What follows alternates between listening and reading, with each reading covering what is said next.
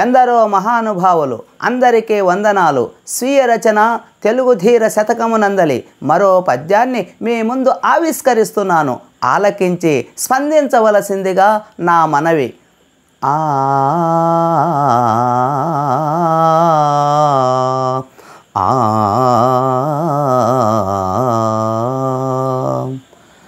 చూసి వ్రాసి మురియుచుండుట సరికాదు.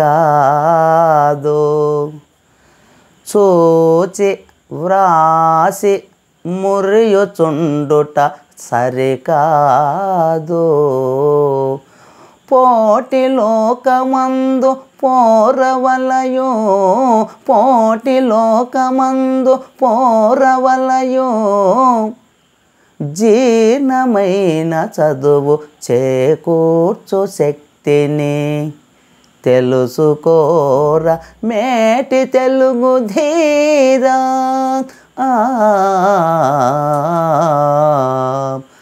చూచి వ్రాసి మురియుచుండుట సరికాదు. పోటి లోకమందు పోరవలయు, జీర్ణమైన చదువు చేకూర్చు శక్తిని తెలుసుకోర మేటి తెలుగు ధీరా. మేటైన తెలుగు ధీరుడా, గొప్ప తెలుగు మానవుడా, విద్యార్థిగా పోటీ ప్రపంచములో పోరాడి గెలవాలే తప్ప రాసే ప్రతి పరీక్ష ఒక సవాలుగా తీసుకొని అద్భుతమైన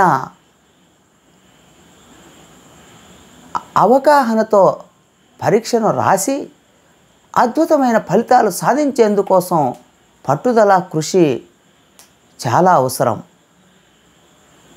చూసి వ్రాసి మురియుచుండుట అది సరికాదు.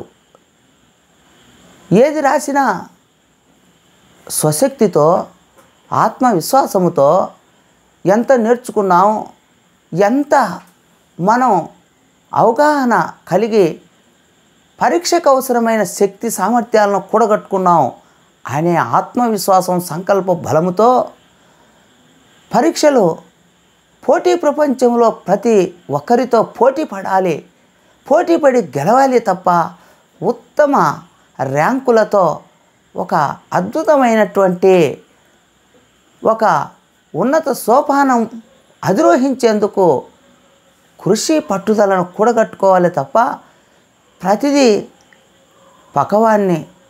పక్కవాడు రాసేటువంటి దాన్ని చూసి రాద్దాం, ఆ రకంగా ఆనందించి తాత్కాలికంగా ఏదో ఆ పరీక్ష నుంచి బయటపడదాం అనే సంకుచిత ఆలోచన మానుకోవాలి సుమా.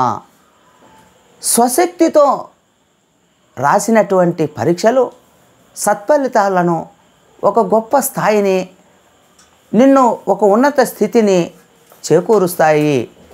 కాబట్టి నువ్వు చదివిన ప్రతి చదువు జీర్ణమై స్వశక్తిని చేకూరుస్తాయన్న వాస్తవాన్ని స్వశక్తితో కూడిన పరీక్షా విధానం, రాసే విధానం అలవర్చుకొని ఎవరి మీద ఆధారపడకుండా నేను చదివింది వంట పట్టించుకొని చక్కగా రాయగలిగాను, సొంతంగా రాసి అద్భుతమైన ర్యాంకర్గా నిలబడగలిగాను అన్న ఆత్మవిశ్వాసం, సంతృప్తి కలిగినటువంటి వాడే నిజమైన పోటీ ప్రపంచంలో ఒక గొప్ప విద్యార్థిగా రాణిస్తాడు, గుర్తింపు పొందుతాడు అని అభిప్రాయం. ఆ దిశగా ప్రతి ఒక్కరూ కృషి చేయాలా. విద్యార్థుల్లో పోటీతత్వం పెరిగి పోటీ పరీక్షల్లో అత్యంత గొప్ప విజయాలను సొంతం చేసుకోవాలని ఈ వీడియో తెలియజేస్తున్న గొప్ప సందేశం. మిత్రులారా, ఈ వీడియో నచ్చినట్లయితే లైక్ చేయండి, షేర్ చేయండి, సబ్స్క్రైబ్ చేసి గంట సింబల్ నొక్కడం మర్చిపోకండి. మీ అమూల్యమైన కామెంట్ చేయగలరని విశ్వసిస్తూ ఇట్లు మీ సాహితీ మిత్రుడు రసానంద కవి కవిరాజ డాక్టర్ చిన్నావుల వెంకట రాజారెడ్డి, వ్యవస్థాపక అధ్యక్షులు, తెలుగు కళ్ళం సాహితీ సమితి, కర్నూలు. ధన్యవాదాలు.